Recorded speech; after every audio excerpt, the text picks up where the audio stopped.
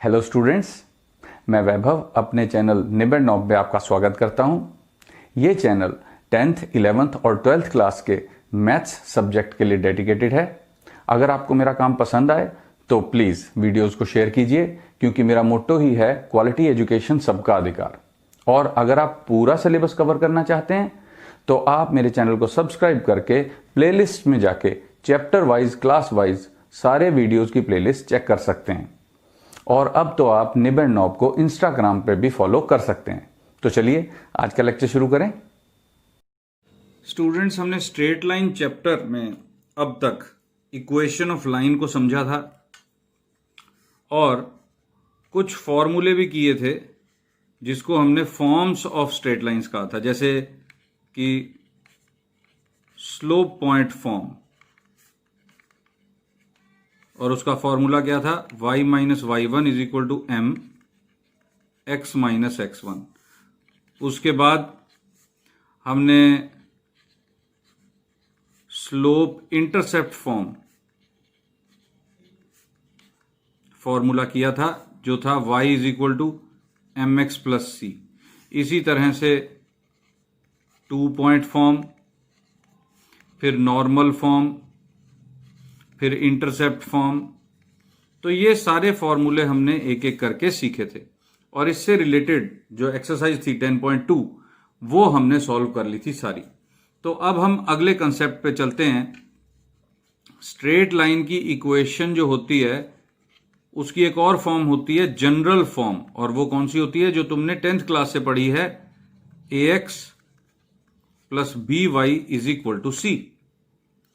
ये होती है general form of the straight line. जैसे 2x plus 3y is equal to 7 या 5x minus 2y is equal to 1। इस तरह से जब भी इक्वेशन लिखी जाएगी तो उसको हम general form of the straight line कहते हैं। और यहां से हम क्या क्या पता कर सकते हैं, इसी से रिलेटेड है हमारी ये एक्सरसाइज। तो हम धीरे धीरे क्वेश्चन करेंगे तो तुम्हें समझ में आ जाएगा, लेकिन दो और फॉर्मूले बहुत इंपॉर्टेंट हैं इस एक्सरसाइज में आ रहे हैं जो आगे भी काम आएंगे। और एक फॉर्मूला है कि अगर एक स्ट्रेट लाइन है जिसकी इक्वेशन है ax plus B y plus C is equal to 0। General form में c को, कांस्टेंट को इधर भी रख सकते हैं, दूसरी तरफ भी रख सकते हैं, इस तरह भी रख सकते हैं, कोई दिक्कत नहीं है। और एक पॉइंट है x1 y1, तो इस, और ये पॉइंट अगर इस लाइन पर नहीं है तो इस पॉइंट से इस लाइन का जो परपेंडिकुलर डिस्टेंस है, ये डिस्टेंस, ये d से डिनोट कर दिया मैंने डिस्टेंस, ये कितना होगा, इसका स्ट्रेट फॉरवर्डली एक फॉर्मूला है। पॉइंट x1 y1 और equation of line ax plus B y plus C is equal to 0। तो डिस्टेंस कितना होगा, क्या फॉर्मूला है, ध्यान से मेरे साथ नोट कर लो students. ax1 plus by1 plus C का modulus whole upon a square plus B square का स्क्वायर रूट। ये फॉर्मूला होता है किसी भी पॉइंट का, किसी भी लाइन से परपेंडिकुलर डिस्टेंस का, ये फॉर्मूला होता है। मतलब ये कि इक्वेशन में एक्स वाई की जगह x1 y1 पुट करना है, देखो, और ये जो c है कांस्टेंट, उसका जो साइन है वो कैसे डिसाइड होगा, जब वो कांस्टेंट इक्वल टू के इसी तरफ पड़ा होगा, ये तीनों टर्म्स एक ही तरफ होंगी, वो वाला साइन यहां पर यूज करना है। और x और y के जो कॉफिशिएंट हैं उनके स्क्वायर का सम और फिर स्क्वायर रूट। तो ये है परपेंडिकुलर डिस्टेंस का फॉर्मूला। उसके बाद एक और फॉर्मूला आता है कि अगर मान लो दो लाइनें आपस में पैरेलल हैं तो उनका आपस में डिस्टेंस कितना होगा, ये d डिस्टेंस कितना होगा। तो अगर पैरेलल लाइनें हैं तो इनका स्लोप सेम होगा, और अगर स्लोप सेम होगा तो a और b यानी कि इनके कॉफिशिएंट आपस में बराबर होंगे। तो इस लाइन की इक्वेशन होगी ax plus B y plus c one is equal to 0 and ax plus B y plus c two is equal to 0। तो ये दो पैरेलल लाइंस हैं क्योंकि एक्स वाई के कोफिशिएंट बराबर हैं। ये कैसे बराबर हैं और पैरेलल लाइंस में बराबर ही होंगे, इस बारे में मैं अभी तुमको समझाऊंगा। पहले लेकिन फॉर्मूला जान लो कि दो स्ट्रेट लाइंस अगर पैरेलल होंगी तो एक्स वाई के कोफिशिएंट बराबर होंगे, और सिर्फ फर्क क्या होगा, कांस्टेंट्स का। तो जो डिस्टेंस है वो कैसे आएगा, C1 माइनस C2 का मॉडुलस, यानी दोनों कांस्टेंट्स का फर्क, divided by a square plus B square का स्क्वायर रूट। तो आई थिंक ये बहुत इजी फॉर्मूले हैं दोनों। अब एक बात देखो, हमारी जनरल फॉर्म है A X plus B Y is equal to C, या plus C is equal to 0, एक ही बात है, लेकिन स्लोप की बात समझना जरा। अब अगर मैं एक्स की टर्म को उस तरफ ले जाऊं तो B Y is equal to minus A X plus C बन जाएगा, और फिर इस b से कर दूं डिवाइड, तो y is equal to minus a upon b x plus c upon b, ऐसे बन जाएगा। तो ये तुम्हें किस फॉर्म के हिसाब से लग रही है, y is equal to M X plus C. जो स्लोप इंटरसेप्ट फॉर्म थी उसमें y एक तरफ था, बाकी सब दूसरी तरफ। तो देखो y एक तरफ, बाकी सब दूसरी तरफ, तो y इंटरसेप्ट है c अपॉन बी। चलो इससे ज्यादा इंपॉर्टेंट जो यहां पे हमें दिखाई दे रहा है कि ये है लाइन का स्लोप, m की जगह क्या आ गया, माइनस बी अपॉन ए। तो अगर हम इसको देखें सिर्फ, तो स्लोप यहां से कैसे आएगा, स्लोप आएगा minus b upon a, minus a upon b, sorry minus a upon b. तो माइनस ए अपॉन बी क्या है, minus coefficient of x divided by coefficient of y, minus a upon b. अगर general form में line दी हुई है तो उसका स्लोप कैसे फाइंड आउट करना है, minus coefficient of x divide by coefficient of y. तो हम एग्जांपल ले लें, अगर 3x plus 2y is equal to 7 line की इक्वेशन है, तो स्लोप क्या होगा, इसका स्लोप होगा माइनस 3 अपॉन 2 minus coefficient of x divide by coefficient of y. तो तुमने देखा कि कोफिशिएंट्स पे स्लोप डिपेंड करता है। तो अगर दो लाइनें पैरेलल हैं तो उनका स्लोप बराबर होगा, और अगर स्लोप बराबर होगा तो एक्स वाई के कोफिशिएंट भी बराबर होंगे, क्योंकि कोफिशिएंट बराबर होंगे तभी तो स्लोप बराबर आएगा। अब इन दोनों का स्लोप क्या है, माइनस ए अपॉन बी, यहां से भी और यहां से भी, तभी तो ये दोनों पैरेलल हैं। लेकिन अगर C1 और C2 भी बराबर हो जाते तो ये एक ही लाइन बन जाती। दो पैरेलल लाइंस होने के लिए कांस्टेंट बराबर नहीं होना चाहिए, बस ए और बी सेम होने चाहिए।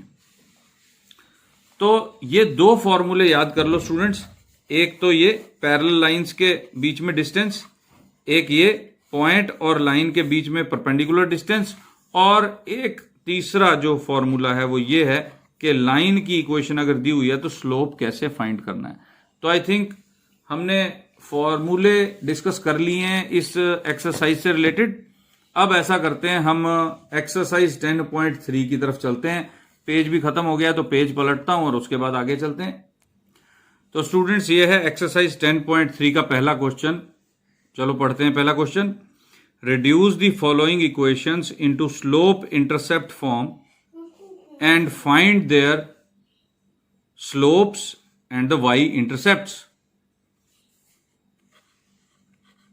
तो फर्स्ट पार्ट है, गिवन इक्वेशन दी हुई है x plus 7y is equal to 0।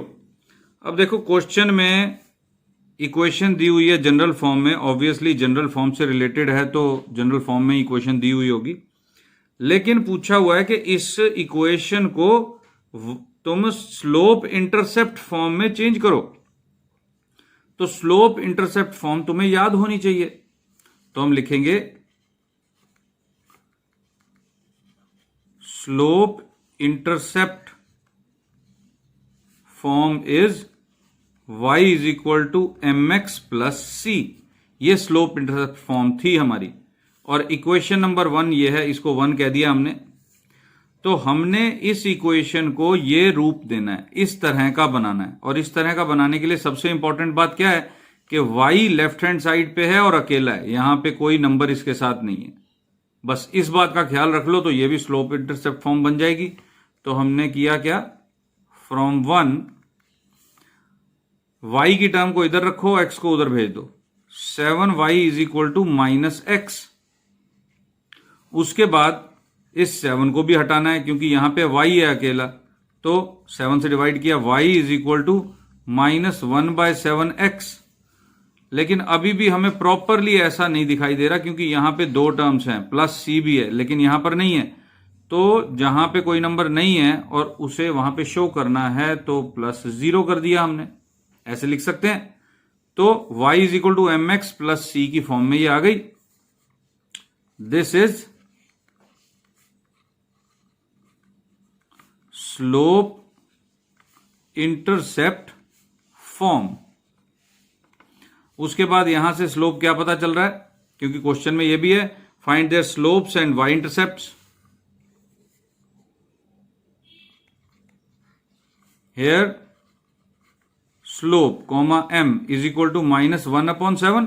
देखो m की जगह कौन सा नंबर लिखा हुआ है, माइनस 1/7, और y intercept and y intercept comma c is equal to c की जगह कौन सा नंबर है, 0, तो 0।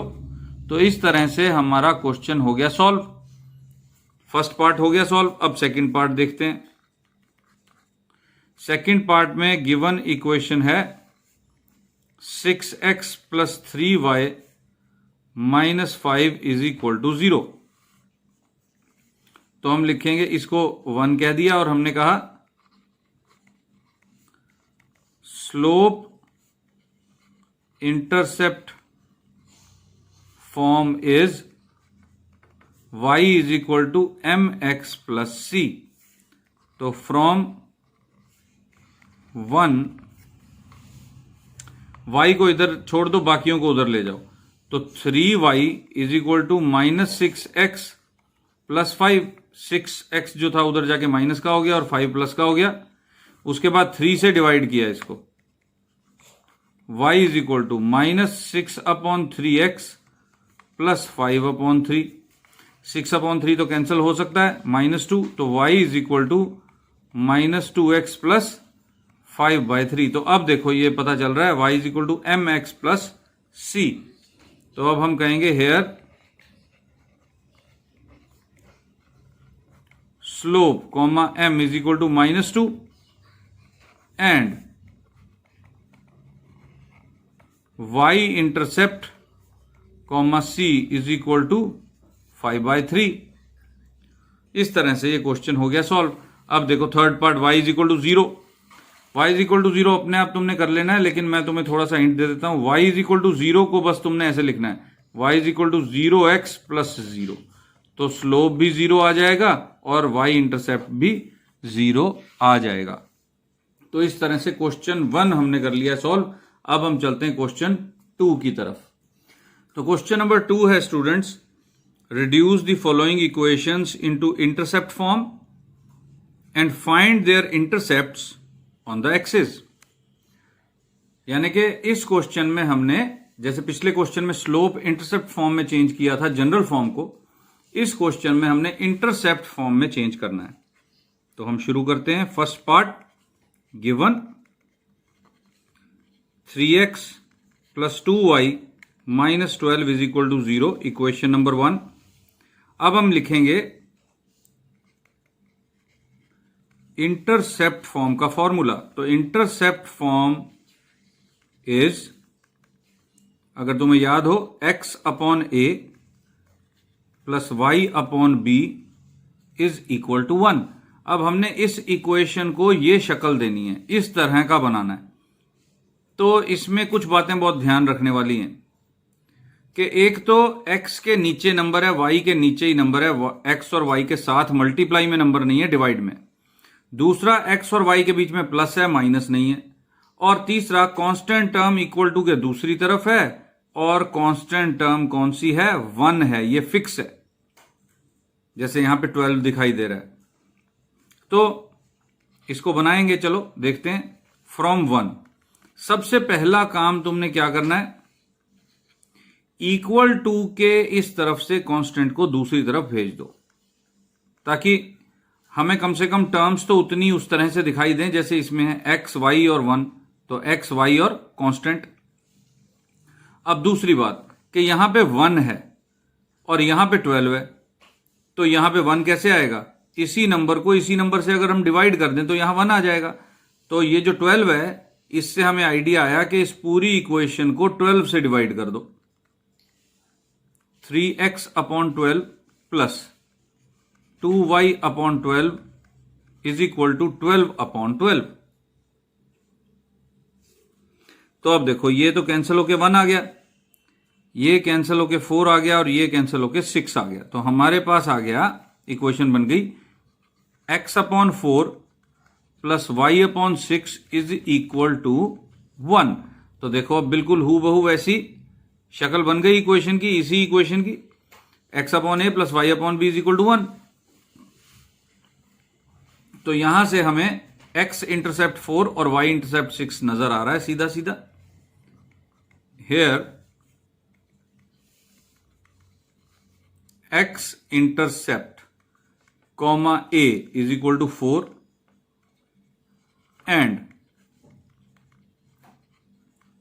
y intercept comma b is equal to 6। इसका मतलब भी समझ लो स्टूडेंट्स कि ये लाइन जब हम ड्रॉ करेंगे तो x एक्सिस को वो 4 पे कट करेगी और y एक्सिस को 6 पे कट करेगी। इंटरसेप्ट्स का ये मतलब है। तो ये हमने फर्स्ट पार्ट कर दिया। अब मैं कर रहा हूं सेकंड पार्ट।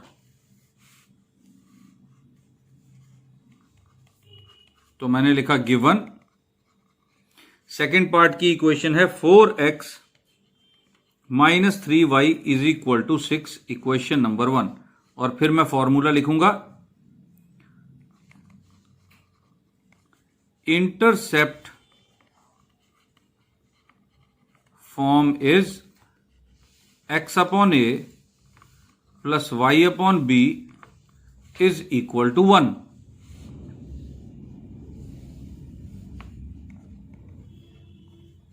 फ्रॉम 1, देखो इस इक्वेशन में हमें ये तो पता है कि इक्वल टू के आगे 6 पड़ा हुआ है, 4x minus 3y is equal to 6। Constant पहले ही उस तरफ है, लेकिन हम किससे डिवाइड करेंगे? 6 से ही डिवाइड करेंगे। 4x upon 6 minus 3y upon 6 is equal to 6 upon 6। अब ये कैंसिल हुआ 2/3 और ये कैंसिल हुआ 1/2। तो 2x/3 minus y upon 2 is equal to 1, ये 1 आ गया। लेकिन अभी ये इंटरसेप्ट फॉर्म नहीं बनी, क्योंकि देखो पहली बात तो यहां प्लस है, यहां पे माइनस है, फिर x के साथ 2 मल्टीप्लाइड है, यहां पे x के साथ 1 होना चाहिए। तो क्या किया जाए? देखो बहुत आसान है, मैं इस 2 को इस 3 के नीचे भी लिख सकता हूं, x अपॉन 3/2, और इसको मैंने प्लस कर दिया और इस माइनस को मैं यहां ले गया, 3/2 और -2। तो यहां से इस तरह से हमने इसको फॉर्म में बदल लिया, x upon a plus y upon b is equal to 1। और यहां से हमें पता लगा therefore x intercept comma a is equal to 3/2 and y intercept comma b is equal to -2। इसका क्या मतलब हुआ कि जब ये जो स्ट्रेट लाइन हमें दी हुई है, ये जब ड्रॉ करेंगे हम, तो x एक्सिस को वो 3/2 पे कट करेगी। 3/2 को पॉइंट्स में निकालो 1.5, और y एक्सिस को -2 पे कट करेगी। तो जब हमें पहले ही पता है तो स्ट्रेट लाइन बनाना कितना आसान हो गया स्टूडेंट्स। इसीलिए ये इंटरसेप्ट फॉर्म बहुत ज्यादा इंपॉर्टेंस रखती है। तो ये तो 2 हमने पार्ट कर लिए इसके। अगर तीसरा पार्ट देखो, 3y इज इक्वल टू 2, तो तुमने क्या करना है, 3y इज इक्वल टू -2 हो गया। अब 0x plus 3y is equal to -2 से डिवाइड किया तो 0x ही रहेगा, प्लस y अपॉन, अब ये जो 3 है, ये -2 इधर आया तो 3 को नीचे लिख सकते हैं, इज इक्वल टू 1। तो इस तरह से बन गया। तो अब देख लो, x एक्सिस को तो वो कट करेगी ही नहीं लाइन, क्योंकि y इज इक्वल टू है ना, तो इसलिए x एक्सिस को वो 0 पर ही कट करेगी, और y एक्सिस को -2/3 पर। तो इस तरह से थर्ड पार्ट कर लिया। लेकिन इसका सबसे इंपॉर्टेंट पार्ट ये वाला है, इस टाइप के क्वेश्चन पेपर में आया करते हैं। इसको तुमने बनाना सीख लिया तो क्वेश्चन हो गया सॉल्व। तो अब क्योंकि ये 2 क्वेश्चन हमने कर लिए हैं और काफ़ी ये 6 पार्ट्स हैं, नए नए कंसेप्ट तुमको पता चले हैं, तो मैं आगे और इस एक्सरसाइज को फिलहाल मैं नहीं बढ़ाता। वैसे अगर तुम्हें ये वीडियो कैसा लगा तुम कमेंट करके ज़रूर बताओ मुझे। कमेंट में तुम सजेशन भी दे सकते हो और वो मैं अप्लाई करूँगा। तुम रेटिंग ज़रूर देना मुझे 1 to 5। 5 अगर तुम्हें सब कुछ समझ में आ गया, 1 अगर कुछ भी समझ नहीं आया। और अगर समझ में नहीं आता तो प्लीज़ मुझे वो पॉइंट्स बता दिया करो, कौन से पॉइंट्स नहीं समझ में आए। तुम जितना मर्जी लंबा कमेंट लिख सकते हो, मैं सारे कमेंट्स पढ़ता हूँ। अगर मेरा वीडियो पसंद आए तो लाइक और शेयर ज़रूर कर देना स्टूडेंट्स। और अगर तुम ट्यूशन की प्रॉब्लम से बचना चाहते हो, ट्यूशन में तुम्हारा टाइम और तुम्हारे पेरेंट्स का कमाया हुआ मेहनत का पैसा दोनों ही वेस्ट होते हैं। वेस्ट मैं इसलिए कह रहा हूं क्योंकि ट्यूशन की बिल्कुल ज़रूरत नहीं है। मेरे चैनल को सिर्फ तुमने सब्सक्राइब करना है और प्लेलिस्ट को फॉलो करना है। प्लेलिस्ट मैंने चैप्टर वाइज बनाई हुई है और सिर्फ तुम्हारी क्लास ही नहीं, अपने फ्रेंड्स को बता सकते हो। 10th और 12th क्लास की भी प्लेलिस्ट हैं, तुमने देखा ही होगा। तो ट्यूशन को हमने हटाना है ताकि और प्लेलिस्ट से हमने ये सारा का सारा सिलेबस करना है। तो students, best of luck and thank you for watching.